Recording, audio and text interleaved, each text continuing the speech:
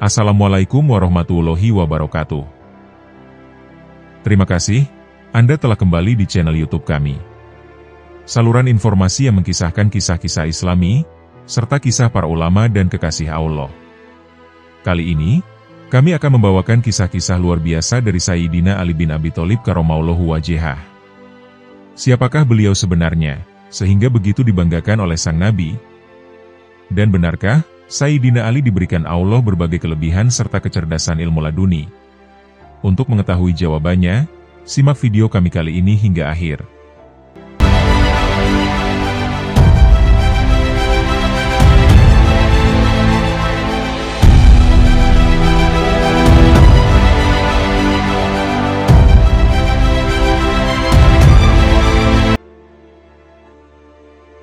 Sayyidina Ali bin Abi Thalib karramallahu wajhah. Beliau adalah khalifah keempat Islam yang berkuasa sekitar 4-5 tahun. Beliau adalah sepupu Nabi Muhammad SAW, yang juga menantu Nabi, setelah menikahi putri Nabi, yakni Sayyidah Fatimah Az-Zahra radhiyallahu anha. Nama lengkap Ali adalah Ali bin Abi Thalib, bin Abdul Muthalib, bin Hashim al-Hashimi. Sayyidina Ali juga berjuluk Abu Turab, Abu Raihanatain, Abu Al-Hasanain, As-Siddiq Al-Akbar, dan Wahaidaroh.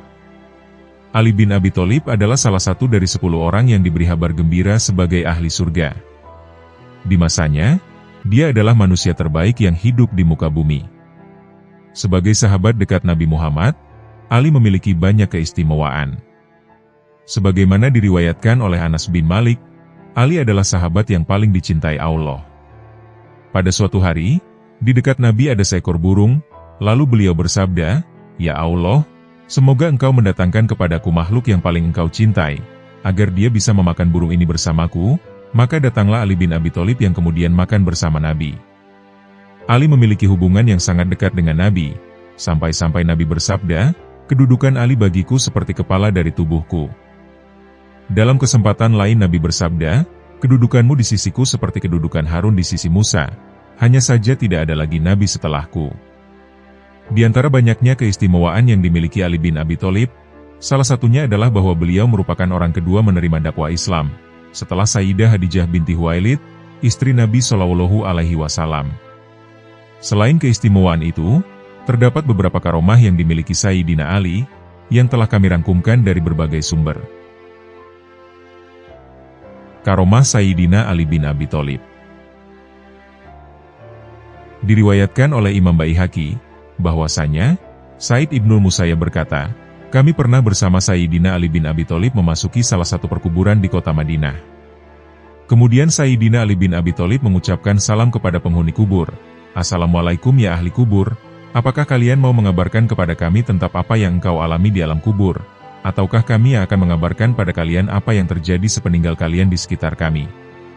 Tiba-tiba saja dari dalam perkuburan di Madinah itu ada suara dan menjawab salam dari Sayyidina Ali bin Abi Thalib yaitu, 'Waalaikumsalam warahmatullahi wabarakatuh ya Amiral Mukminin, beritahukan kepada kami terlebih dahulu apa yang terjadi sepeninggal kami.' Maka Sayyidina Ali bin Abi Thalib menjawab, 'Baiklah, aku akan mengabarkan bahwa istri-istri kalian yang telah kalian tinggalkan telah menjadi janda lalu mereka menikah lagi. Harta kekayaan yang kalian tinggalkan sudah dibagi sesuai dengan hukum harta waris. Anak-anak kalian telah menjadi anak yatim. Sedangkan rumah-rumah yang kalian dirikan, kini telah dihuni oleh musuh-musuh kalian. Inilah berita yang ada pada kami, lalu bagaimana berita yang ada pada kalian?' Maka dijawab oleh salah seorang mayit, 'Ya Amirul Mukminin, kain kafan kami telah rusak, rambut-rambut telah berserakan rontok dari kepala kami, kulit-kulit kami telah terpotong-potong terlepas dari tulang belulang dan daging kami, bola mata kami telah turun sampai ke pipi. Sedangkan mulut kami telah mengeluarkan cairan-cairan muntahan, dan bercampur dengan nanah. Dan apa yang kami perbuat apabila itu kebaikan kami telah mendapatkan balasannya, dan kebaikan yang kami tinggalkan atau tidak kami kerjakan, kami juga telah mendapatkan kerugiannya, dan kami sedang menunggu nasib kami yang akan datang.'" Diriwayatkan oleh Imam Tajusubki dalam kitab Tobaqot, bahwa Sayyidina Ali bin Abi Thalib ketika sedang berada di dekat Ka'bah, beliau bersama dengan kedua putranya Sayyidina Hasan dan Husain di pertengahan malam itu. Kemudian mereka mendengar seseorang yang sedang bermunajat kepada Allah. "Wahai Zat yang menjawab panggilan seorang dalam kesempitan di tengah malam hari, Wahai Zat yang dapat melepaskan seorang dari kesempitan, cobaan, dan melepaskan dari penyakit. Tamu-tamumu telah tidur semuanya di sekitar Ka'bah dan ada yang sudah terjaga, sedangkan engkau wahai Zat yang hidup dan berdiri sendiri tidak tidur. Limpahkan padaku dengan kedermawananmu pengampunanmu atas dosa-dosaku, wahai Zat yang kepadanya semua orang yang berada di Al-Haram mengajukan permohonan.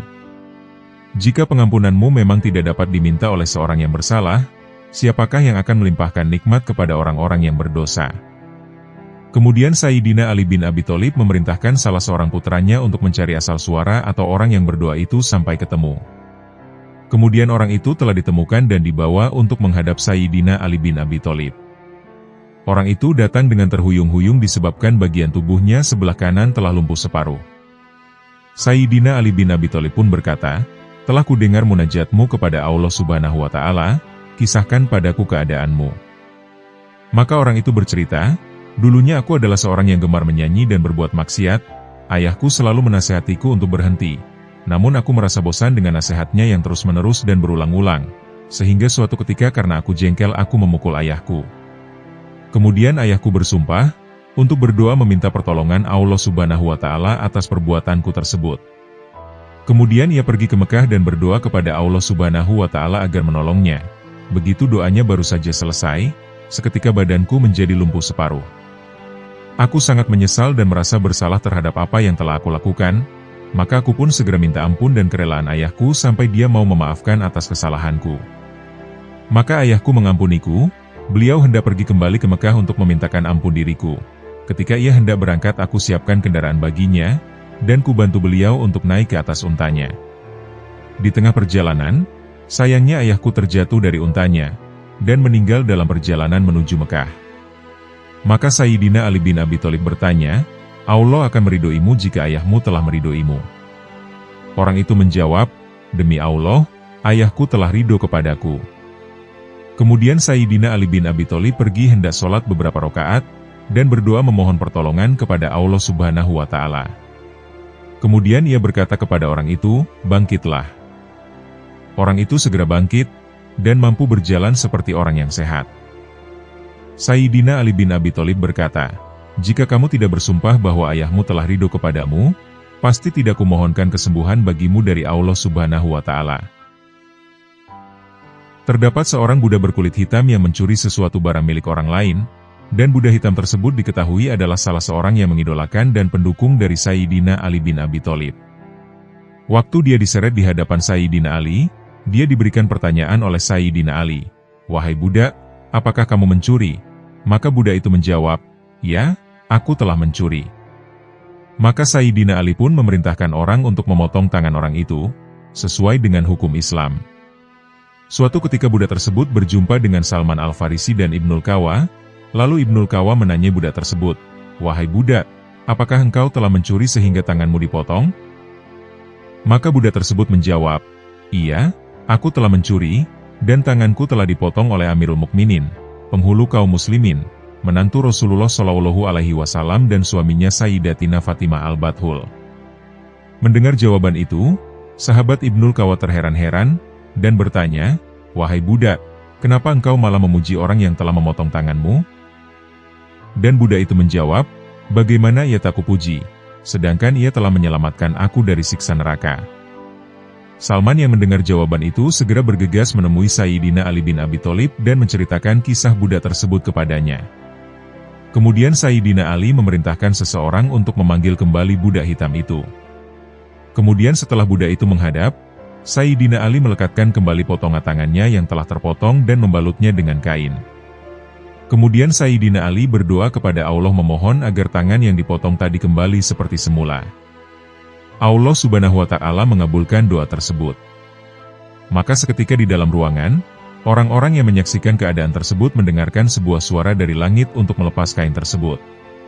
Setelah kain tersebut dilepas, tangan yang tadinya terpotong telah tersambung seperti keadaan semula, bahkan tampak lebih indah dari sebelumnya.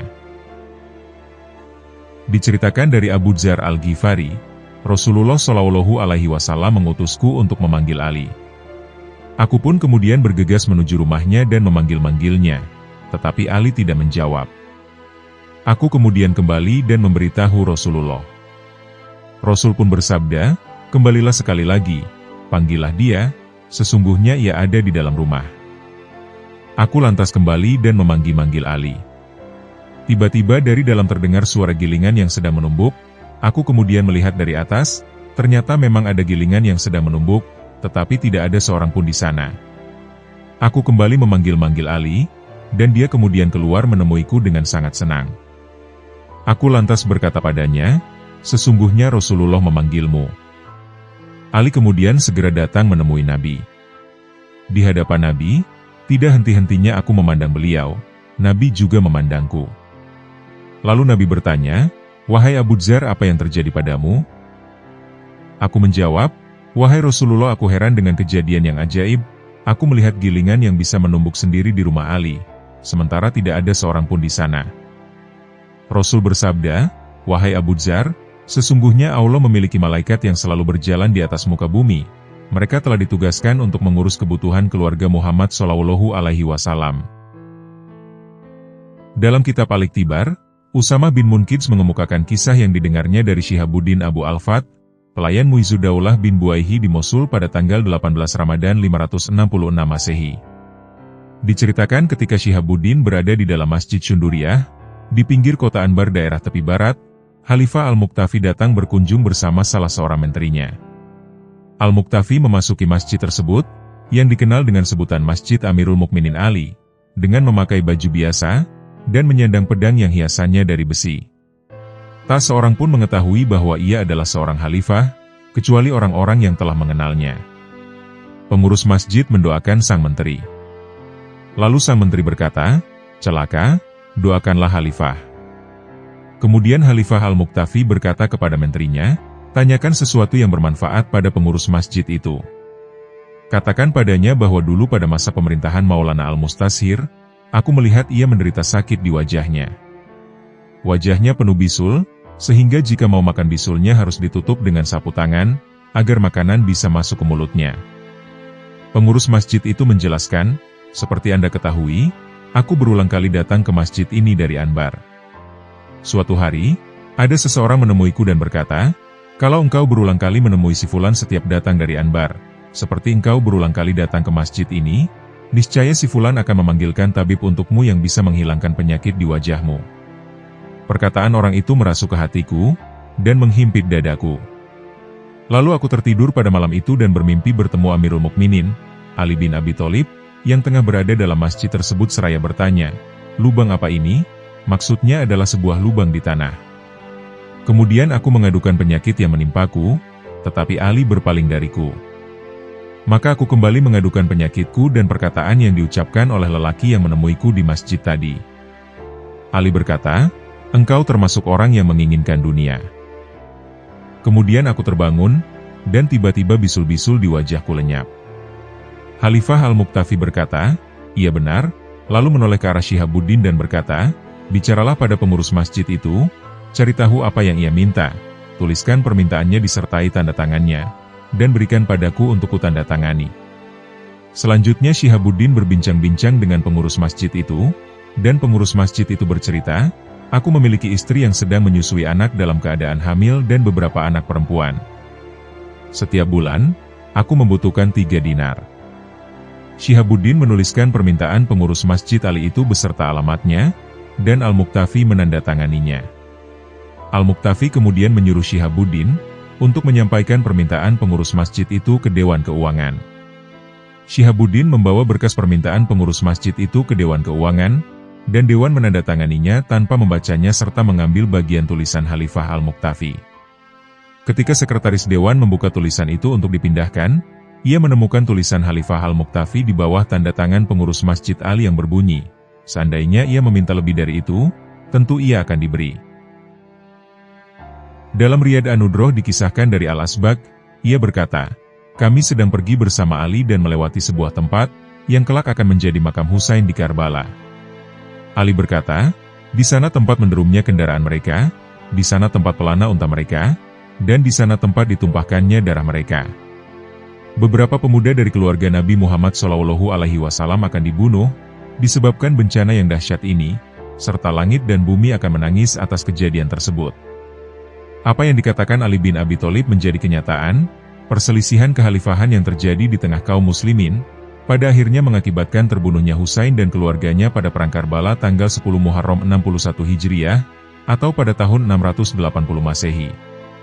Ketiga, diceritakan dari Ja'far bin Muhammad dari ayahnya, ia mengisahkan, ada dua orang pria dihadapkan pada Ali bin Abi Thalib karena sengketa, sementara Ali duduk di dasar tembok. Salah satunya tiba-tiba mengingatkannya, "Wahai Amirul Mukminin, temboknya akan roboh." Ali dengan tenang menjawab, "Teruskan saja, cukuplah Allah sebagai pelindung." Ali kemudian menyampaikan keputusan hukum untuk keduanya, setelah itu beranjak pergi, seketika tembok pun langsung runtuh.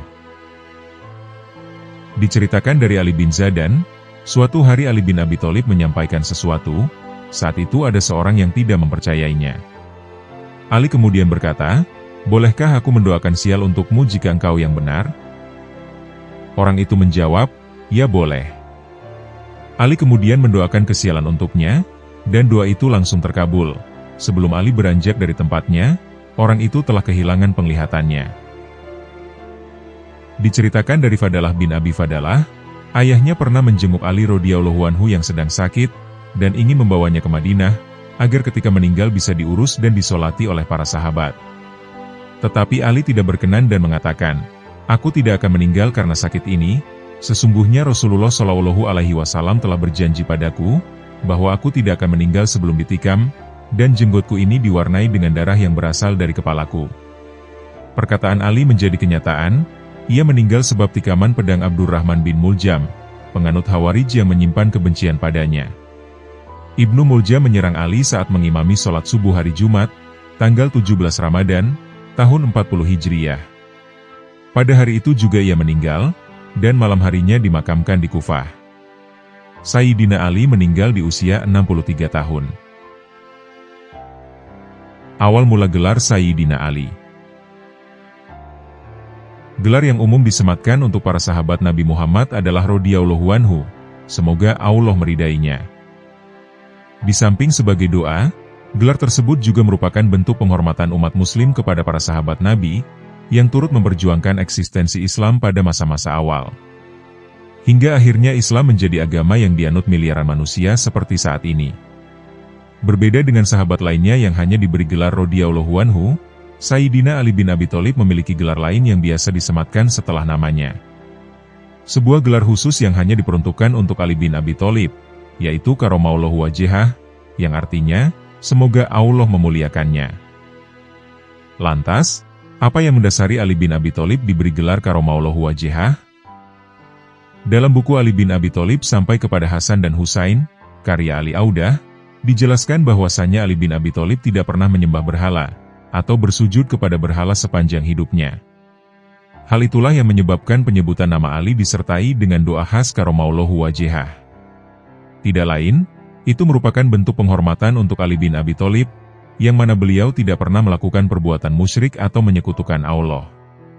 Di samping itu, Ali bin Abi Thalib dikenal sebagai seorang yang tidak pernah melihat aurat dirinya sendiri dan orang lain.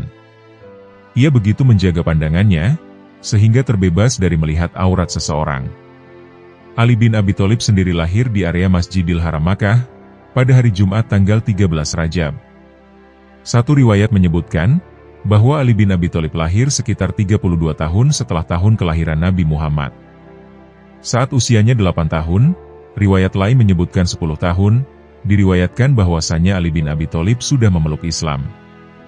Hal itu menjadikannya sebagai orang yang pertama kali masuk Islam dari kalangan pemuda. Saat itu, Ali bin Abi Thalib tidak sengaja mendapati Nabi Muhammad dan Sayyidah Khadijah sedang melakukan suatu ritual. Semula ia bertanya tentang apa yang dikerjakan kerabatnya itu. Nabi Muhammad kemudian menjelaskan, bahwa yang dikerjakannya adalah sholat. Beliau lantas menyeru Ali bin Abi Thalib untuk masuk Islam. Singkat cerita, Ali menerima dakwah Nabi Muhammad untuk masuk Islam, tanpa meminta izin atau pendapat dari orang tuanya, yakni Abu Thalib. Ali bin Abi Thalib juga merupakan seorang sahabat yang cerdas. Jika para sahabat lainnya menemukan sebuah persoalan dan tidak tahu jawabannya, maka mereka akan mendatangi Ali bin Abi Thalib untuk meminta jawaban. Para sahabat juga sudah maklum, kalau Ali memang orang yang tepat untuk dimintai jawaban atas persoalan yang mereka tidak tahu jawabannya. Nabi Muhammad juga mengakui kecerdasan Ali bin Abi Thalib. Dalam suatu hadis dijelaskan, Nabi mengatakan bahwa dirinya adalah kotanya ilmu, sementara Ali bin Abi Thalib adalah gerbangnya ilmu. Ana Madinatul Ilmi wa Ali Babuha. Sayyidina Ali jual beli dengan dua malaikat. Kisah ini diriwayatkan Ja'far bin Muhammad, yang memiliki sanad dari ayahnya, lalu dari kakeknya. Suatu ketika, cerita kakek Ja'far, Sayyidina Ali bin Abi Thalib karramallahu wajhah mengunjungi rumahnya, selepas beliau silaturahim kepada Rasulullah. Di rumah itu, Ali menjumpai istrinya, Sayyidah Fatimah, yang sedang duduk memintal, sementara Salman Al-Farisi berada di hadapannya tengah menggelar wol. "Wahai perempuan mulia, adakah makanan yang bisa kau berikan kepada suamimu ini?" tanya Sayyidina Ali kepada istrinya. "Demi Allah, aku tidak mempunyai apapun, aku punya hanya 6 dirham ini, dan ini adalah ongkos dari Salman, karena aku telah memintal wol. Uang ini ingin aku belikan makanan untuk anak kita, Hasan dan Husain," jawab Sayyidah Fatimah kepada sang suami. "Kalau begitu, bawalah kemari uang itu," pinta Sayyidina Ali kepada sang istri. Sayyidah Fatimah segera memberikannya, dan Ali pun keluar membeli makanan. Namun tiba-tiba, ia bertemu dengan seorang laki-laki yang berdiri, sambil berujar, "Siapa di sini yang ingin memberikan hutang karena Allah, yang maha menguasai dan mencukupi?" Mendengar ucapan itu, Sayyidina Ali kemudian mendekatinya, dan langsung memberikan uang 6 dirham di tangannya kepada lelaki tersebut. Tatkala Sayyidina Ali pulang, Fatimah pun menangis saat mengetahui suaminya pulang dengan tangan kosong. Sayyidina Ali hanya bisa menjelaskan tentang peristiwa yang barusan dialaminya secara apa adanya. "Baiklah kalau begitu," kata Sayyidah Fatimah, tanda bahwa ia menerima keputusan dan tindakan suaminya. Sekali lagi, Sayyidina Ali kemudian bergegas keluar. Kali ini ia bukan untuk mencari makanan, melainkan hendak mengunjungi Rasulullah. Di tengah jalan, ada seorang badu yang sedang menuntun unta, lalu menyapa Sayyidina Ali. "Wahai Ali, belilah unta ini dariku," pinta si orang badui sambil menawarkan untanya. "Aku sudah tak punya uang sepeser pun," jawab Sayyidina Ali kepada orang badui tersebut. "Tidak apa-apa, engkau bisa bayar nanti," ucap si badui yang terlihat sangat membutuhkan uang. "Berapakah harga unta ini?" tanya Sayyidina Ali kepada si badui. "Harga unta ini 100 dirham," jawab orang badui penjual unta tersebut. Sayyidina Ali kemudian sepakat membeli unta itu, meskipun dengan cara berhutang. Sesaat kemudian, tanpa disangka, sepupu Nabi Muhammad ini berjumpa dengan orang badui lainnya. "Apakah unta ini kau jual?" tanya orang badui yang tertarik dengan unta yang sedang dituntun Sayyidina Ali. "Iya benar, unta ini sedang saya jual," jawab Sayyidina Ali karramallahu wajhah. "Berapakah harga untamu ini?" tanya orang badui tersebut. "Harga untaku ini 300 dirham," jawab Sayyidina Ali kepada si badui. Si badui lalu membayarnya secara kontan, dan unta pun kini sah menjadi tunggangan barunya. Setelah kejadian tersebut, Sayyidina Ali kemudian segera pulang kepada istrinya. Wajah Fatimah kali ini tampak berseri, menunggu penjelasan Sayyidina Ali atas kejadian yang baru saja dialami. "Baiklah kalau memang begitu," kata Sayyidah Fatimah selepas mendengarkan cerita suaminya. Ali kemudian bertekad menghadap Rasulullah Shallallahu Alaihi Wasallam. Saat kaki memasuki pintu masjid, sambutan hangat langsung datang dari Rasulullah Shallallahu Alaihi Wasallam. Sang Nabi lalu melempar senyum dan salam, lalu bertanya, "Wahai Ali, engkau yang akan memberiku kabar, atau aku yang akan memberimu kabar?" tanya Rasulullah Shallallahu Alaihi Wasallam. "Sebaiknya engkau dulu ya Rasulullah, yang memberi kabar kepadaku," jawab Sayyidina Ali radhiyallahu anhu. "Tahukah kamu, siapa orang Badui yang menjual unta kepadamu, dan orang Badui yang membeli unta darimu?" tanya Rasulullah Shallallahu Alaihi Wasallam. "Allah dan Rasulnya tentu lebih tahu," sahut Sayyidina Ali yang nampak memasrahkan jawabannya.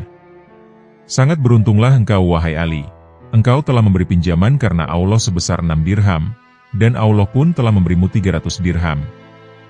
Yang mana, jumlah tersebut 50 kali lipat dari tiap dirhamnya. Dan Badui yang pertama adalah Malaikat Jibril, Sedangkan badu yang kedua adalah malaikat Israfil, dan dalam riwayat lain ada yang menyebutnya malaikat Mikail. Kisah yang bisa kita baca dari kitab Al-Aktaf Ad-Daniyah ini, menggambarkan betapa ketulusan Sayyidina Ali dalam menolong sesama, telah membuahkan balasan berlipat. Bahkan, Sayyidina Ali sampai mendapat balasan dari Allah dengan cara dan hasil di luar dugaannya. Sedangkan keluasan hati istrinya, yakni Sayyidah Fatimah, beliau dengan ikhlas menerima keterbatasan, juga melengkapi kisah kebersahajaan hidup keluarga ini. Dukungan penuh dari Fatimah telah menguatkan sang suami, untuk tetap bermanfaat bagi orang lain, meski untuk sementara waktu mengabaikan kepentingannya sendiri. Semoga kita semua dapat meneladani kisah dari keluarga yang diridhai Allah ini. Sayyidina Ali menghormati orang tua Nasrani. Dalam sebuah hadits qudsi, Rasulullah Shallallahu Alaihi Wasallam bersabda, sesungguhnya setiap pagi dan sore Allah Ta'ala selalu memandang wajah orang yang sudah tua, kemudian Allah Ta'ala berfirman, wahai hambaku, semakin tua usiamu, semakin keriput kulitmu, semakin lemah tulangmu, semakin dekat ajalmu, semakin dekat pula engkau bertemu denganku. Malulah karenaku, karena aku pun malu melihat ketuaanmu, dan aku pun malu menyiksamu di dalam neraka. Dikisahkan, pada waktu dini hari Ali bin Abi Thalib bergegas bangun untuk mengerjakan sholat subuh berjamaah di masjid bersama Rasulullah. Tentu saja, baginda Rasulullah sudah berada di sana. Rasanya, hampir tidak pernah Rasulullah didahului orang lain dalam berbuat kebaikan. Tidak ada yang istimewa, karena memang itulah aktivitas yang sempurna untuk memulai hari. Dan bertahun-tahun lamanya Ali bin Abi Thalib sudah sangat terbiasa dengan aktivitas itu. Langit masih gelap, cuaca masihlah dingin, dan jalanan masih pula diselimuti kabut pagi yang turun bersama embun. Sayyidina Ali melangkahkan kakinya menuju masjid. Dari kejauhan, lama-lama sudah terdengar suara Bilal memanggil-manggil dengan adzannya, yang berkumandang merdu ke segenap penjuru kota Madinah. Namun belumlah begitu banyak melangkah, di jalan menuju masjid, kebetulan di hadapan Sayyidina ada sesosok orang. Ternyata, orang tersebut adalah seorang kakek tua yang beragama Yahudi. Kakek tua itu melangkahkan kakinya teramat pelan sekali. Hal itu mungkin karena usianya yang telah lanjut, dan tampak sekali ia sangat berhati-hati menyusuri jalan. Ali sebenarnya sangat tergesa-gesa. Ia tidak ingin tertinggal mengerjakan sholat tahiyatul masjid dan qabliyah subuh, sebelum melaksanakan sholat subuh berjamaah bersama Rasulullah, dan para sahabat lainnya. Ali paham benar, bahwa Rasulullah mengajarkan supaya setiap umat muslim menghormati orang tua. Siapapun orang itu, dan apapun agamanya. Maka, Ali pun terpaksa berjalan di belakang kakek itu. Tapi apa daya, si kakek berjalan amat lamban, dan karena itu pulalah langkah Ali menjadi melambat. Kakek itu lemah sekali, dan Ali tidak sampai hati untuk mendahuluinya. Ia khawatir, kalau kakek Yahudi itu terjatuh atau kena celaka. Setelah sekian lamanya berjalan, akhirnya Ali pun hampir sampai mendekati masjid, namun langit sudah mulai terang. Dan kakek itu nampak melanjutkan perjalanannya, melewati masjid di mana Sayyidina Ali akan sholat berjamaah bersama Rasulullah. Ketika memasuki masjid, Ali menyangka sholat subuh berjamaah sudah usai. Sayyidina Ali kemudian bergegas memasuki masjid, untuk segera menunaikan sholat subuh. Saat itu Sayyidina Ali terkejut sekaligus gembira, karena Rasulullah dan para sahabat masih rukuk pada rakaat yang kedua. Berarti, Ali masih punya kesempatan untuk memperoleh sholat berjamaah. Jika masih bisa menjalankan rukuk bersama, berarti ia masih mendapat satu rakaat sholat berjamaah. Sesudah Rasulullah mengakhiri sholatnya dengan salam, Umar bin Khattab memberanikan diri untuk bertanya, wahai Rasulullah, mengapa hari ini sholat subuhmu tidak seperti biasanya? Ada apakah gerangan sebenarnya? Rasulullah berbalik bertanya kepada Umar, kenapakah wahai Umar, apakah ada yang berbeda? Umar bin Khattab kemudian berkata, kurasa sangat lain wahai Rasulullah. Biasanya ngaku rukuk dalam rakaat yang kedua tidak sepanjang pagi ini, tapi tadi itu engkau rukuk lama sekali. Ada hal apakah wahai Rasulullah? Rasulullah menjawab, aku juga tidak tahu. Hanya tadi, pada saat aku sedang rukuk dalam rakaat yang kedua, malaikat Jibril tiba-tiba saja turun, lalu menekan punggungku, sehingga aku tidak dapat bangun iktidal. Dan itu berlangsung lama, sama seperti yang kau ketahui juga." Umar bin Khattab makin heran, dan bertanya lagi, "Wahai Rasulullah, mengapa Jibril sampai berbuat seperti itu?" Nabi Muhammad lalu berkata, "Aku juga belum tahu, karena Jibril belum menceritakannya kepadaku." Dengan kuasa Allah, beberapa waktu kemudian malaikat Jibril pun turun. Ia berkata kepada Nabi Muhammad SAW, "Wahai Muhammad, aku tadi diperintahkan oleh Allah untuk menekan punggungmu dalam rakaat yang kedua. Hal itu disengaja, agar Ali mendapatkan kesempatan sholat berjamaah denganmu, karena Allah sangat suka kepadanya, bahwasanya ia telah menjalani ajaran agamanya secara bertanggung jawab." Ali telah menghormati seorang kakek tua Yahudi. Dari penghormatannya itu, sampai ia terpaksa berjalan pelan sekali, karena kakek itu pun berjalan pelan pula. "Jika punggungmu tidak kutekan tadi, pasti Ali akan terlambat, dan tidak akan memperoleh peluang untuk mengerjakan sholat subuh berjamaah denganmu hari ini." Mendengar penjelasan Jibril itu, maka kini mengertilah Rasulullah dengan peristiwa tersebut, dan beliau sangat menyukai perbuatan Ali. Karena apa yang dilakukannya itu, tentunya menunjukkan betapa tinggi penghormatan umat Islam kepada orang lain. Satu hal lagi, Ali tidak pernah ingin bersengaja terlambat, atau sengaja meninggalkan amalan sholat berjamaah. Setelah mendapat kabar dari malaikat, Rasulullah kemudian menjelaskan kabar itu kepada para sahabat. Sayyidina Ali melawan 10 Khawarij. Kisah Khalifah Ali bin Abi Thalib dengan 10 orang Khawarij yang kembali ke Islam. Dari kisah tersebut dapat kita petik pelajaran, betapa ilmu dan kebijaksanaan dapat meluluhkan seseorang. Kisah ini diceritakan oleh Syekh Muhammad bin Abu Bakar Usfuri, dalam kitab Al-Mawais Al-Usfuriyah. Khawarij secara harfiah berarti mereka yang keluar, yaitu sebuah kelompok yang awalnya mengakui kekuasaan Ali bin Abi Thalib, lalu menolaknya. Disebut Khawarij, disebabkan karena keluarnya mereka dari dinul Islam dan pemimpin kaum muslimin. Awal keluarnya mereka dari pemimpin kaum muslimin, yaitu pada zaman Khalifah Ali bin Abi Thalib ketika terjadi musyawarah 2 utusan. Mereka berkumpul di suatu tempat yang disebut Horuro, satu tempat di daerah Kufah, dan oleh sebab itulah mereka juga disebut Al-Hururiyah.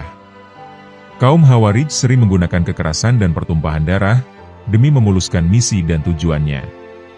Sumber lain menyebutkan, Khawarij adalah pengikut Khalifah Ali yang keluar meninggalkan barisan, karena ketidaksepakatan terhadap keputusan Ali yang menerima tahkim dalam Perang Siffin pada tahun 37 Hijriah, dengan kelompok Muawiyah bin Abu Sufyan terkait masalah Khalifah. Rasulullah SAW pernah bersabda, "Ana Madinatul Ilmi, wa Ali Babuha, aku adalah kota ilmu, sedangkan Ali adalah pintu kota ilmu itu." Ketika kaum Khawarij mendengar hadis ini, mereka iri hati dengan Khalifah Ali. Kemudian 10 orang hebat dari mereka berkumpul dan berdiskusi.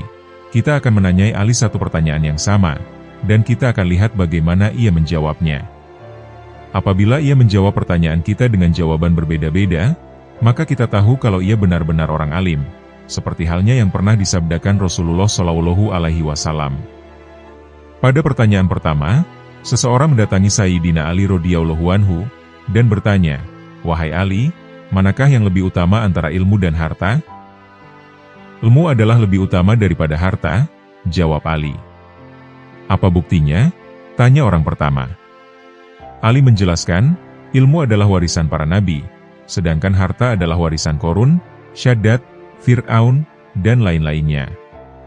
Kemudian orang pertama kembali menemui teman-temannya, dan melaporkan jawaban yang didapatkannya. Pada pertanyaan kedua, seseorang mendatangi Sayyidina Ali radhiyallahu anhu, dan bertanya, "Wahai Ali, manakah yang lebih utama antara ilmu dan harta?" "Ilmu adalah lebih utama daripada harta," jawab Ali.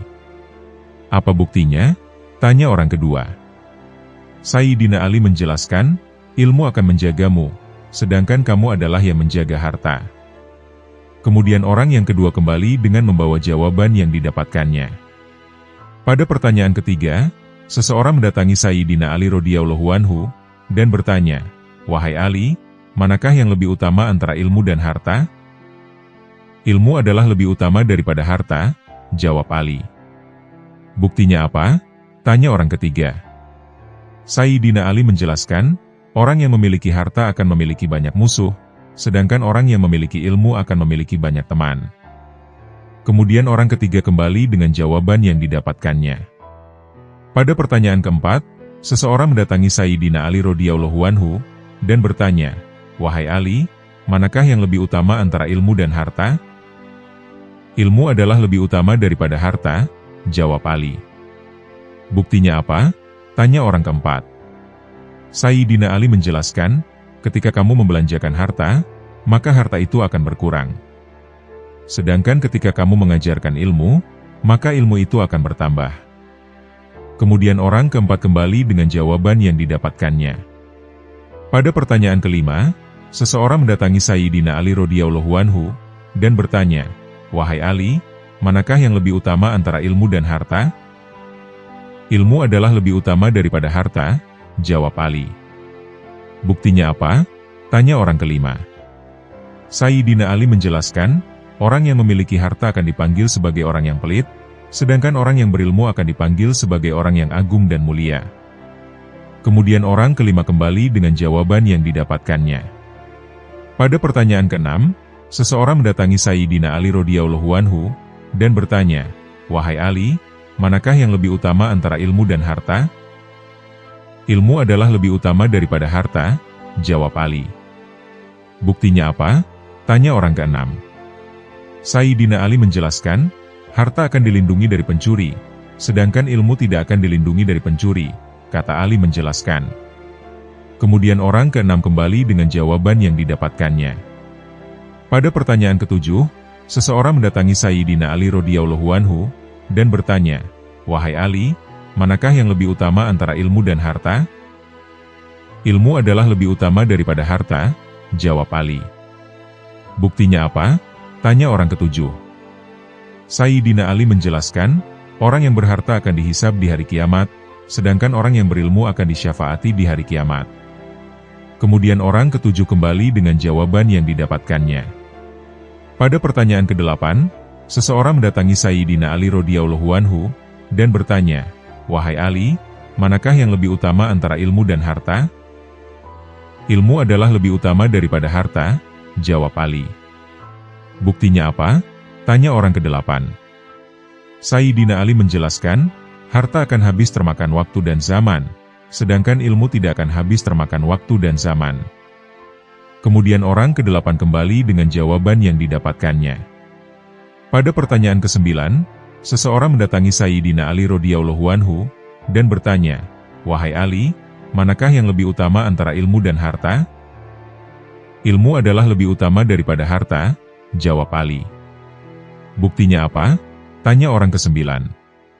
Sayyidina Ali menjelaskan, harta dapat mengeraskan hati, sedangkan ilmu dapat melunakkan dan melembutkan hati, tutur Ali menjelaskan.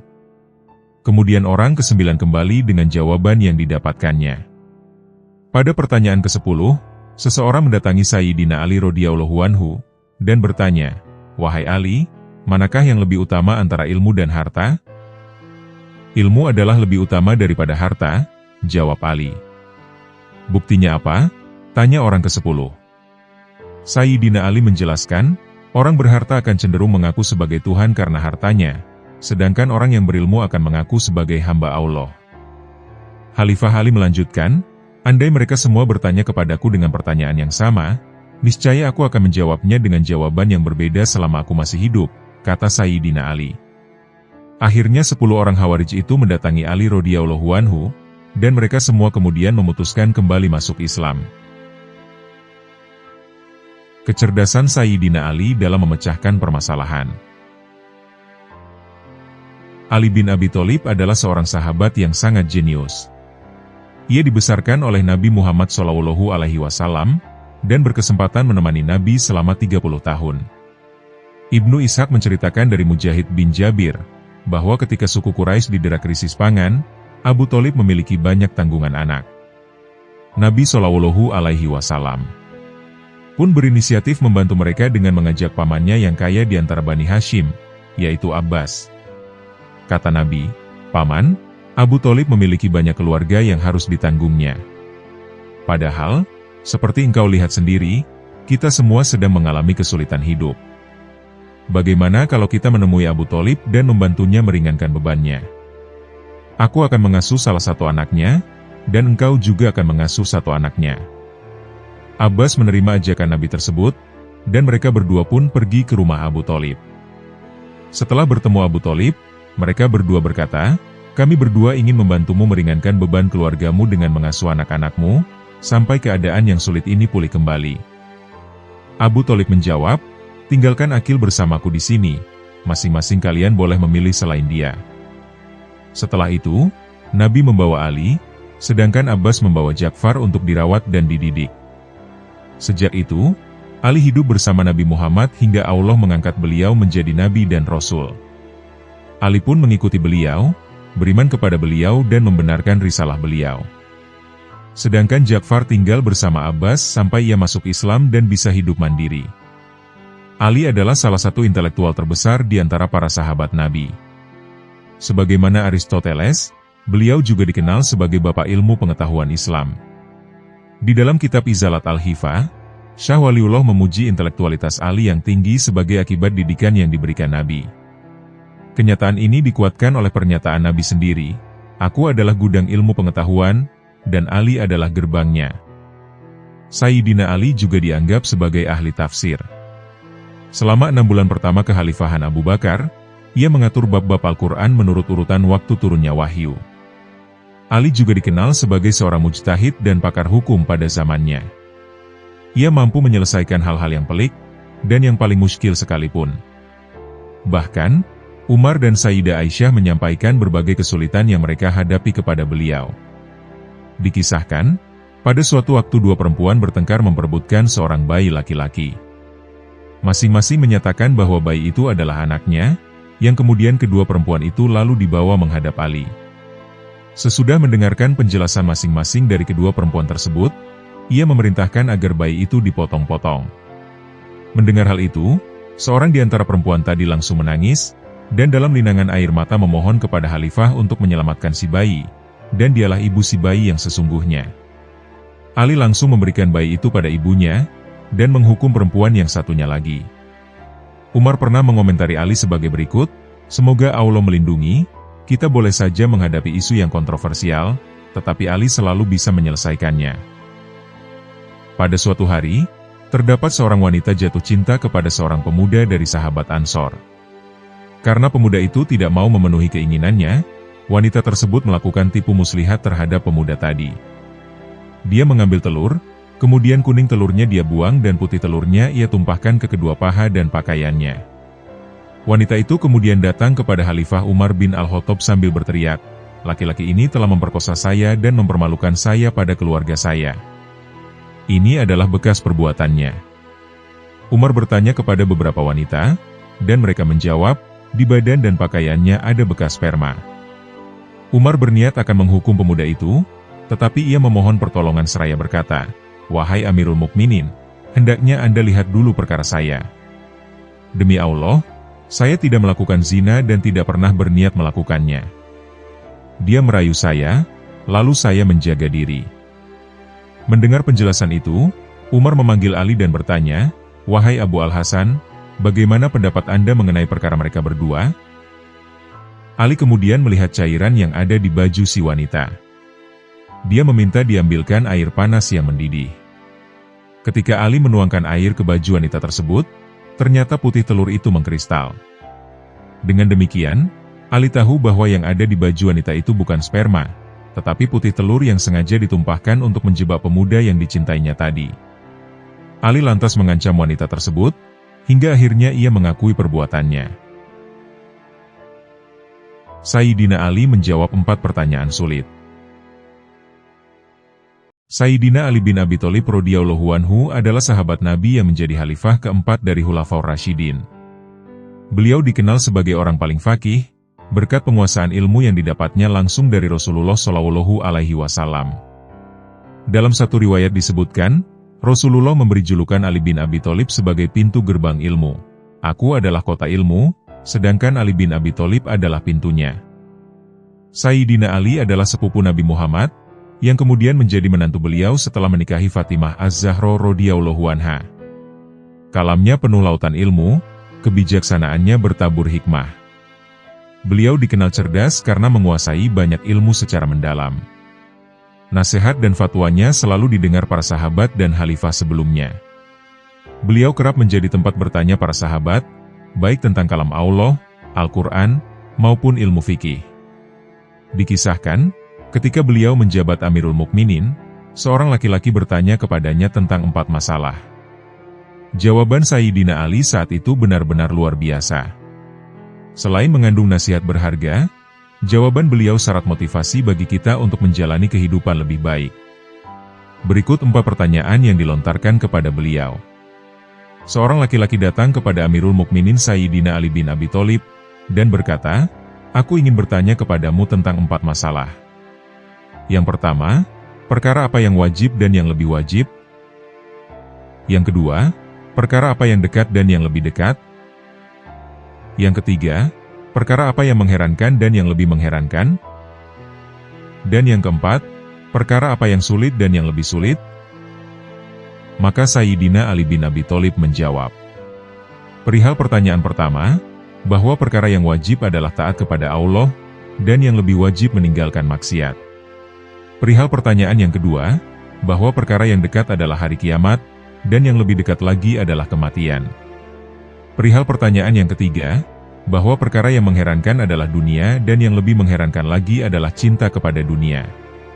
Dan perihal pertanyaan yang keempat, bahwa perkara yang sulit adalah kuburan, dan yang lebih sulit lagi adalah masuk ke dalam kubur tanpa membawa bekal. Demikian jawaban Sayyidina Ali yang mengandung hikmah. Meski menjawab dengan singkat, kandungan pesannya bertabur mutiara. Sayyidina mengislamkan musuh di tengah peperangan. Suatu hari ketika Ali bin Abi Thalib sedang berada dalam pertempuran, pedang musuhnya patah dan orangnya terjatuh. Ali berdiri di atas musuhnya itu, meletakkan pedangnya ke arah dada orang itu. Beliau berkata, "Jika pedangmu berada di tanganmu, maka aku akan lanjutkan pertempuran ini. Tetapi karena pedangmu patah, maka aku tidak boleh menyerangmu. Kalau aku punya pedang saat ini, aku akan memutuskan tangan-tanganmu dan kaki-kakimu," ucap orang itu berteriak balik. "Baiklah kalau begitu," jawab Ali, dan dia menyerahkan pedangnya ke tangan orang itu. "Apa yang sedang kamu lakukan?" tanya orang itu kebingungan. "Bukankah saya ini musuhmu?" Ali memandang tepat di matanya dan berkata, "Kamu bersumpah kalau memiliki sebuah pedang di tanganmu, maka kamu akan membunuhku. Sekarang kamu telah memiliki pedangku, karena itu majulah dan seranglah aku." Akan tetapi, orang itu masih juga tidak mampu.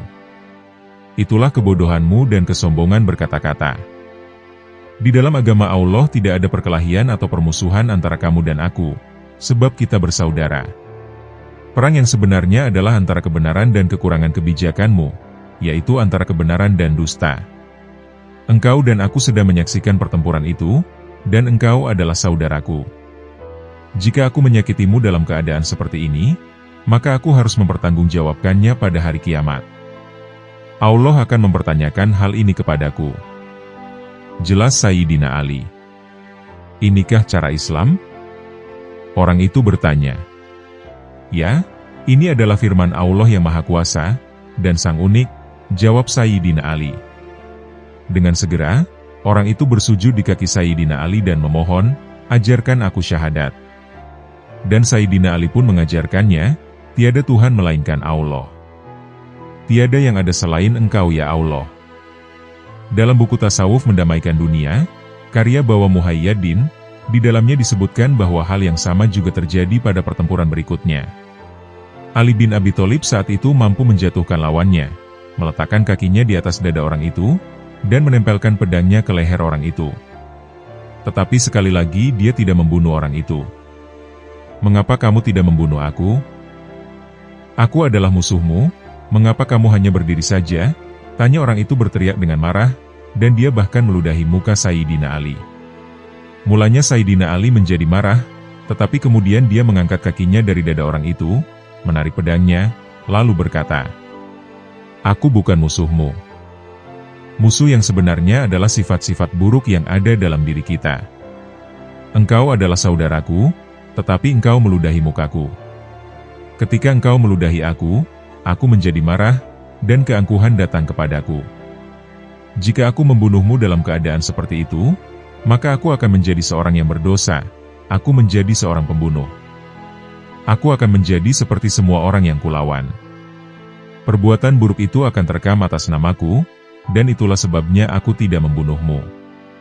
Kalau begitu tidak ada pertempuran antara kau dan aku, ucap orang itu bertanya. Tidak, pertempuran adalah antara kearifan dan kesombongan, antara kebenaran dan kepalsuan. Ali menjelaskan kepadanya, meskipun engkau telah meludahiku, dan mendesakku untuk membunuhmu, aku tak boleh. Dari mana datangnya ketentuan semacam itu? Tanya orang itu. Itulah ketentuan Allah, dan itulah Islam, jawab Sayyidina Ali. Setelah mendengar jawaban tersebut, dengan segera orang itu tersungkur di kaki Sayyidina Ali, dan saat itu juga dia meminta diajari 2 kalimat syahadat. Kisah selimut kumal Sayyidina Ali. Sayyidina Ali bin Abi Thalib adalah khalifah yang hidup serba kekurangan secara ekonomi. Harun bin Antara, ia menceritakan penyaksian ayahnya dengan mengatakan, pada suatu hari aku datang ke rumah Ali bin Abi Thalib, dan ia sedang duduk di balai-balai berselimut kain kumal.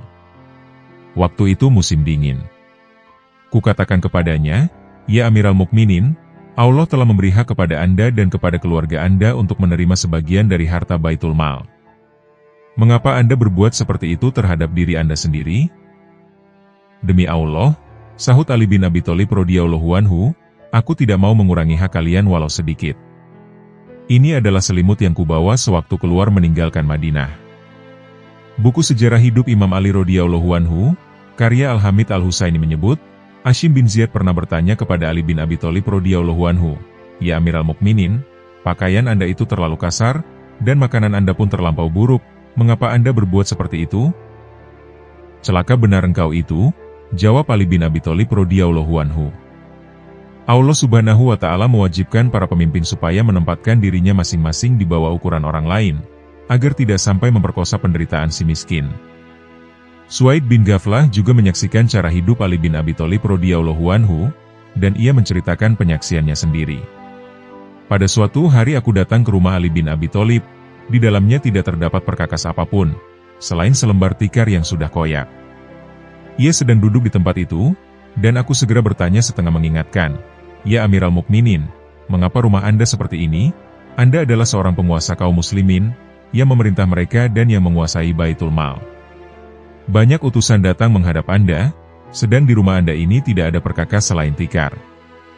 Ya Suaid, jawab Ali bin Abi Thalib radhiyallahu anhu, dalam rumah yang bersifat sementara ini tidak perlu ada perkakas, sebab di depan kita ada rumah yang kekal. Semua perkakas sudah kami pindahkan ke sana, dan tak lama lagi kami akan kembali ke sana.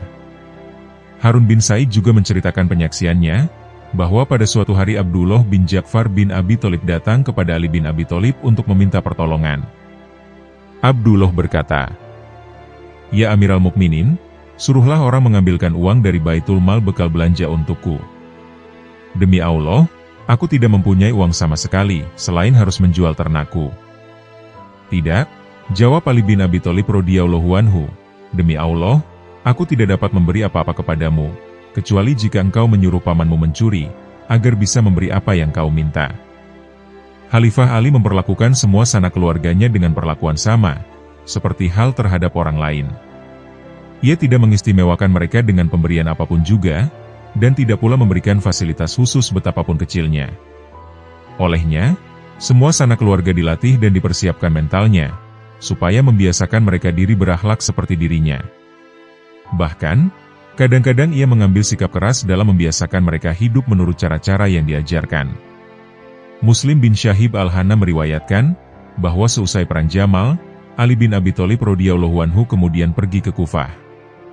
Di sana ia masuk ke dalam Baitul Mal, sambil berkata, wahai dunia, rayulah orang selain aku. Khalifah Ali lalu membagi-bagikan semua yang ada di dalamnya kepada orang banyak. Waktu itu, datang anak perempuan Al-Hasan atau Al-Husain radhiyallahu anhu, lalu turut mengambil sesuatu dari Baitul Mal. Melihat hal itu, Ali bin Abi Thalib lalu mengikuti cucunya dari belakang, kemudian genggaman anak perempuan itu dibuka, dan diambillah barang yang sedang dipegang. Kami katakan kepadanya, ya Amiral Mukminin, biarlah, dia juga mempunyai hak atas barang itu. Ternyata Ali bin Abi Thalib malah menjawab, jika ayahnya sendiri yang mengambil hak itu, barulah ia boleh memberikan kepada anak ini sesuka hatinya. Sejak sebelum memangku jabatan khalifah, Ali bin Abi Thalib pada prinsipnya memang tidak suka melihat banyak kekayaan kaum muslimin tertimbun dalam Baitul Mal. Sebuah catatan sejarah yang ditulis oleh Abu Ja'far at-Tabari mengatakan, bahwa dalam suatu musyawarah Khalifah Umar ibnul Khattab radhiyallahu anhu, beliau meminta pertimbangan tentang bagaimana sebaiknya yang perlu dilakukan terhadap harta benda yang ada di dalam Baitul Mal. Dalam musyawarah itu, Ali bin Abi Thalib radhiyallahu anhu mengemukakan pendapatnya. Sebaiknya harta yang sudah terkumpul itu dibagikan saja tiap tahunnya, dan tidak usah disisakan sedikit pun. Kejujuran dan keadilan seorang yang hidup zuhud, bertakwa, dan tekun beribadah seperti Ali bin Abi Thalib radhiyallahu anhu itu memang sukar sekali dijajagi. Keistimewaan hukum yang berlaku pada masa pemerintahannya, ialah persamaan hak dan kewajiban bagi semua orang. Kebijaksanaannya tidak berat sebelah kepada pihak yang kuat, dan tidak merugikan pihak yang lemah.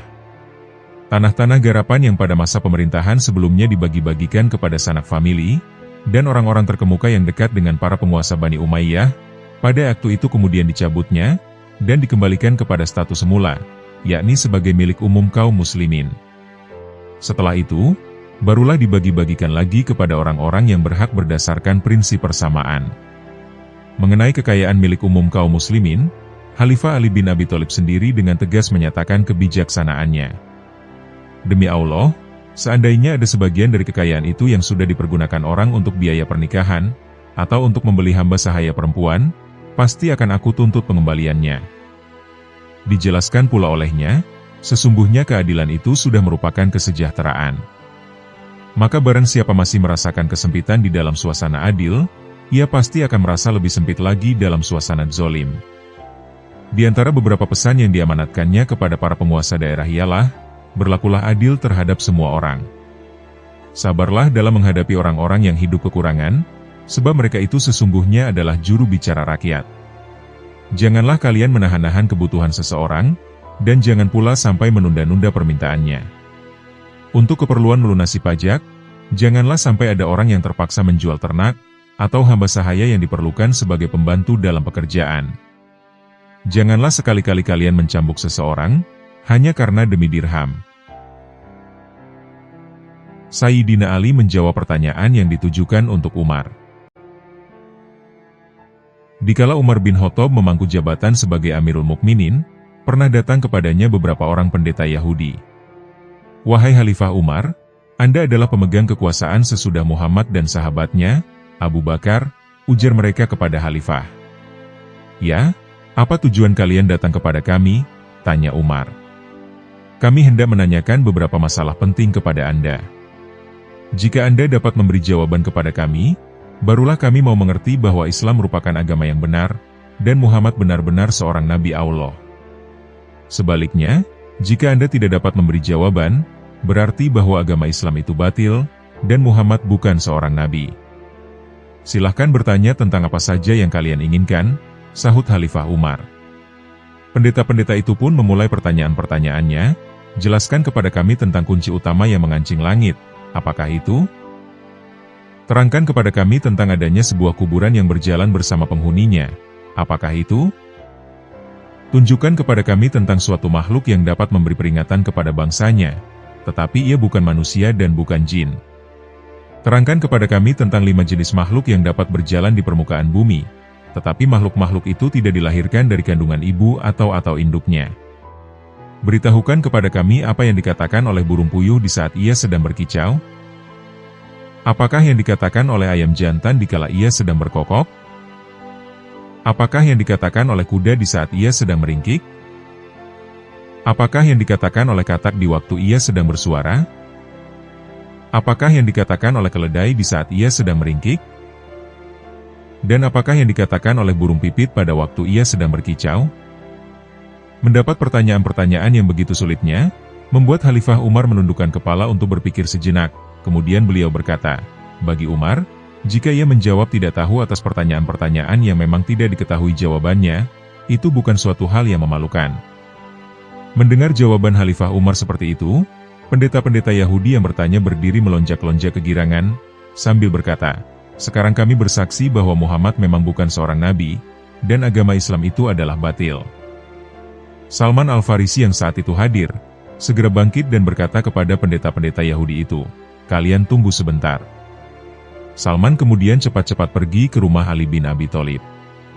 Setelah bertemu, Salman berkata, "Ya Abul Hasan, selamatkanlah agama Islam." Ali bin Abi Thalib bingung lalu bertanya, "Ada apakah wahai Salman?" Salman kemudian menceritakan apa yang sedang dihadapi oleh Khalifah Umar bin Khattab. Imam Ali segera saja berangkat menuju ke rumah Khalifah Umar, berjalan lenggang memakai burdah, selembar kain penutup punggung atau leher, peninggalan Rasulullah Shallallahu Alaihi Wasallam. Ketika Umar melihat Ali bin Abi Thalib datang, ia bangun dari tempat duduk, lalu buru-buru memeluknya, sambil berkata, "Ya Abul Hasan, tiap ada kesulitan besar, engkau selalu kupanggil." Setelah berhadap-hadapan dengan para pendeta yang sedang menunggu-nunggu jawaban itu, Ali bin Abi Thalib berkata, "Silakan kalian bertanya tentang apa saja yang kalian inginkan. Rasulullah Shallallahu Alaihi Wasallam sudah mengajariku 1000 macam ilmu, dan tiap jenis dari ilmu-ilmu itu mempunyai 1000 macam cabang ilmu." Pendeta-pendeta Yahudi itu lalu mengulangi pertanyaan-pertanyaan mereka. Sebelum menjawab, Ali bin Abi Thalib berkata, "Aku ingin mengajukan suatu syarat kepada kalian, yaitu jika ternyata aku nanti sudah menjawab pertanyaan-pertanyaan kalian sesuai dengan yang ada di dalam Taurat, kalian supaya bersedia memeluk agama kami dan beriman." "Iya baik," jawab mereka. "Sekarang tanyakanlah satu demi satu," kata Ali bin Abi Thalib. Mereka mulai bertanya, "Apakah induk kunci, gembok, yang mengancing pintu-pintu langit?" "Induk kunci itu," jawab Ali bin Abi Thalib, "ialah syirik kepada Allah. Sebab semua hamba Allah, baik pria maupun wanita, jika ia bersyirik kepada Allah, amalnya tidak akan dapat naik sampai ke hadirat Allah." Para pendeta Yahudi bertanya lagi, "Anak kunci apakah yang dapat membuka pintu-pintu langit?" Ali bin Abi Thalib menjawab, "Anak kunci itu ialah kesaksian, syahadat, bahwa tiada Tuhan selain Allah, dan Muhammad adalah Rasul Allah." Para pendeta Yahudi itu saling pandang di antara mereka, sambil berkata, "Orang itu benar juga." Mereka bertanya lebih lanjut, "Terangkanlah kepada kami tentang adanya sebuah kuburan yang dapat berjalan bersama penghuninya." "Kuburan itu ialah ikan hiu yang menelan Nabi Yunus putra Matta," jawab Ali bin Abi Thalib. Nabi Yunus alaihi salam dibawa keliling ke 7 samudera. Pendeta-pendeta itu meneruskan pertanyaannya lagi, "Jelaskan kepada kami tentang makhluk yang dapat memberi peringatan kepada bangsanya, tetapi makhluk itu bukan manusia dan bukan jin." Ali bin Abi Thalib menjawab, "Makhluk itu ialah semut Nabi Sulaiman putra Nabi Daud alaihi salam." Semut itu berkata kepada kaumnya, "Wahai para semut, masuklah ke dalam tempat kediaman kalian, agar tidak diinjak-injak oleh Sulaiman dan pasukannya dalam keadaan mereka tidak sadar." Para pendeta Yahudi itu meneruskan pertanyaannya, "Beritahukan kepada kami tentang 5 jenis makhluk yang berjalan di atas permukaan bumi, tetapi tidak satu pun di antara makhluk-makhluk itu yang dilahirkan dari kandungan ibunya atau induknya."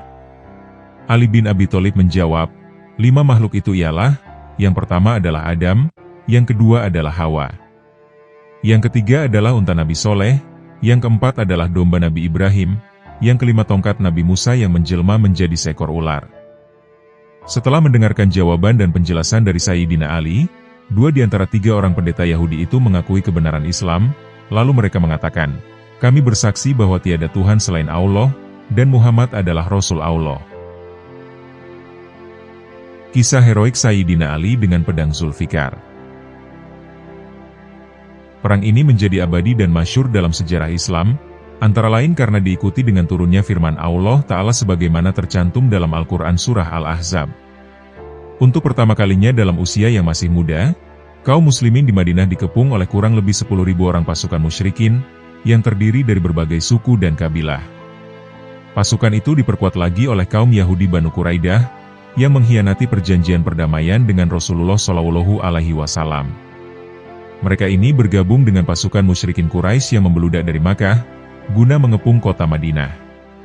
Peperangan tersebut dinamakan juga Perang Honda atau Perang Parit, karena untuk menanggulangi penyerbuan kaum musyrikin Quraisy atas usul dan prakarsa Salman Al-Farisi, dengan persetujuan Rasulullah, kaum muslimin menggali parit-parit yang cukup lebar dan dalam di sekitar pinggiran kota Madinah. Di Perang Honda ini, Keampuhan dan ketangkasan Ali bin Abi Thalib juga teruji dalam perang tanding melawan seorang pendekar Quraisy yang terkenal ulung, yaitu Amr bin Abduwud al-Amiri. Al-Hamid al-Husaini dalam bukunya berjudul Sejarah Hidup Imam Ali bin Abi Thalib radhiyallahu anhu, ia menggambarkan Amr seorang prajurit berkuda yang gesit dan lincah bermain pedang atau tombak. Dengan congkak dan sombongnya, si kafir ini berani maju ke depan menyeberangi parit pertahanan kaum muslimin, lewat bagian yang agak dangkal dan sempit. Sambil membanggakan kebolehannya mengendalikan kuda, ia berteriak menantang, "Wahai kalian, apakah tak seorang pun yang berani keluar untuk bertanding?" Namun tantangan dari seorang jagoan yang garang itu tidak ditanggapi oleh pasukan muslimin. Kaum muslimin banyak yang mengenal siapa Amr bin Abduwud itu, dan betapa tenar namanya sebagai pendekar yang mahir duel satu lawan satu. Setelah melihat kenyataan tak ada seorang pun yang menanggapi tantangan Amr, Ali bin Abi Thalib tidak tahan lagi menahan perasaan geramnya. Ia segera berdiri dan berkata kepada Rasulullah, "Ya Rasulullah, biarlah saya yang menandingi dia." Nabi Muhammad yang mengetahui benar Amr itu seorang pendekar yang kenyang makan garam perang tanding, beranggapan bahwa Amr bukanlah tandingan bagi saudara misannya yang baru berusia kurang dari 30 tahun itu. "Duduk sajalah engkau, dia adalah Amr," ucap Rasulullah.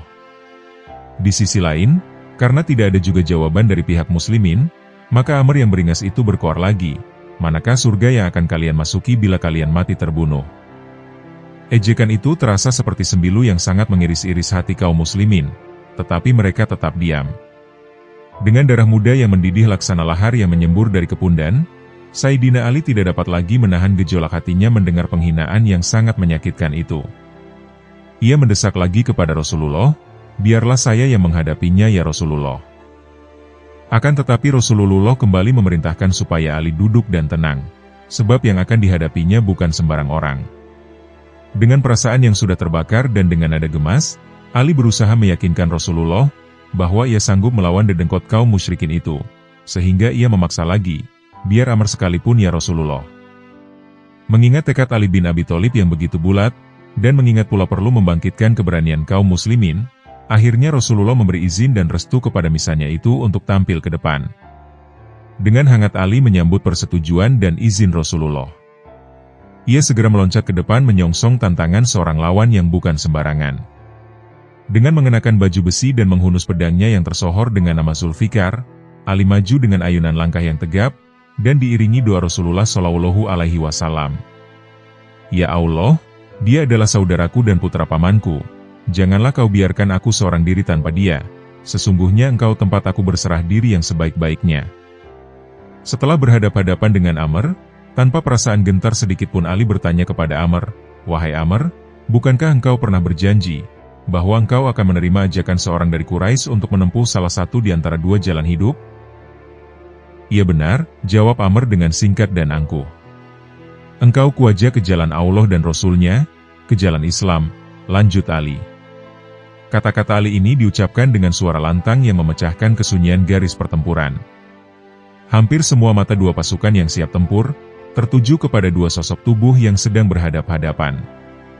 Amr bin Abduwud yang sudah cukup usia, berperawakan garang, dan banyak pengalaman menghadapi perang tanding, kini bertatap muka dengan seorang anak muda yang berdiri tegak di hadapannya.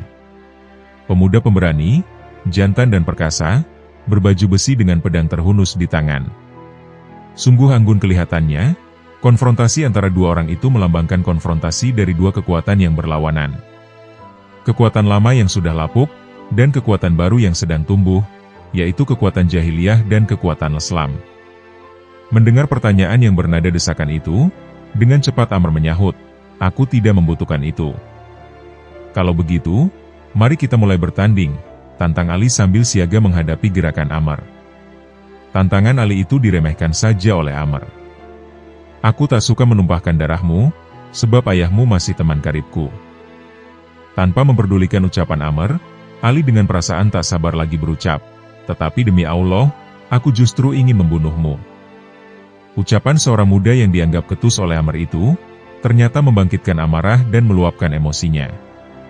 Cepat saja darah perang yang mengalir dalam tubuh Amr mendidih. Naluri keprajuritannya secara cepat menyentakkan gerak refleksi, dan langsung seketika menyerang Ali. Demikian gesit dan tangkasnya Amr mengayunkan pedang dengan dorongan tenaga yang luar biasa, tetapi Ali tidak kalah tinggi nalurinya dan gerak refleksinya. Amr yang sejak semula meremehkan lawan, ternyata sia-sia belaka dalam mengerahkan segala kekuatan ototnya untuk Ali bin Abi Thalib. Kesempatan yang meleset itu dipergunakan sebaik-baiknya oleh Ali. Ia mengelak, menangkis, dan menyerang dalam gerak beruntun secara kilat. Pada saat Amr kehilangan keseimbangan badan, pedang Zulfikar yang diayun kuat-kuat oleh Ali menyambar bahu kanan Amr, sampai terbelah dua.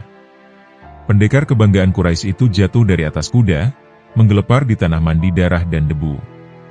Perang tanding berlangsung demikian cepat, dan selesai jauh lebih cepat dari yang diperkirakan orang. Pada mulanya, banyak yang menduga bahwa Ali yang masih hijau itu akan dibelah dua oleh pedang Amr.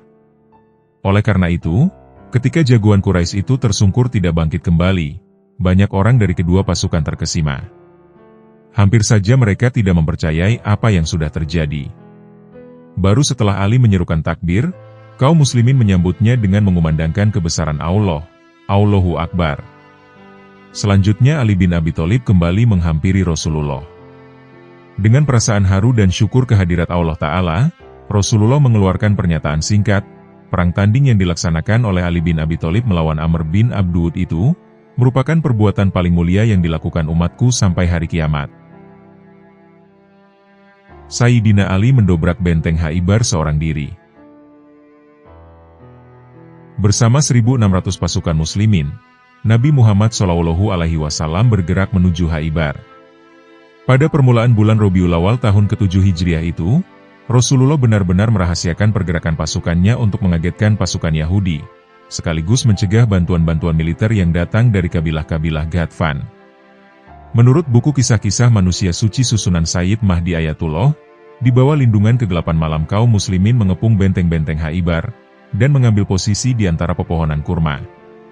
Pada pagi harinya, pertempuran pun pecah dan jatuhlah benteng-benteng tersebut satu demi satu. Dalam perang Khaibar ini, terdapat sebuah kisah menarik mengenai Ali bin Abi Thalib radhiyallahu anhu, yang beliau turut serta di dalamnya. Keberanian Ali radhiyallahu anhu dibuktikan dengan menerobos gerbang Khaibar tanpa pelindung.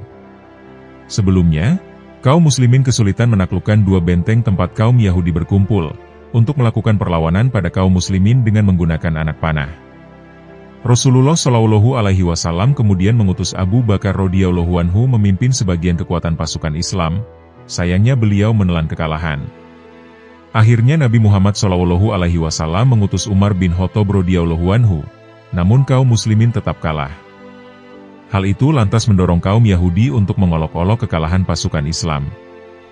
Kemudian, Rasulullah SAW bersabda, "Sungguh besok aku akan menyerahkan panji-panji kepada seorang lelaki yang mencintai Allah serta Rasul-Nya, dan Allah serta Rasul-Nya pun mencintainya. Ia akan bertempur terus dan tidak melarikan diri. Karenanya, ia tidak akan kembali hingga Allah memberikan kemenangan kepadanya." Mendengar ucapan Nabi Muhammad SAW, pasukan muslim bertanya-tanya, siapakah sosok tersebut? Ketika pagi tiba, Rasulullah SAW memanggil Ali bin Abi Thalib radhiyallahu anhu, dan menyerahkan panji-panji kepadanya, serta mendoakannya meraih kemenangan. Ali bin Abi Thalib radhiyallahu anhu mengibarkan panji-panji dan bergerak bersama pasukan muslim untuk menghadapi musuh-musuh. Kaum Yahudi yang tengah terlena karena sebagian kemenangannya, sehingga sebagian kekuatan mereka berada di luar benteng. Pada saat itu pula, Ali radhiyallahu anhu bersama pasukan muslim masuk dan melancarkan serangan tak terduga.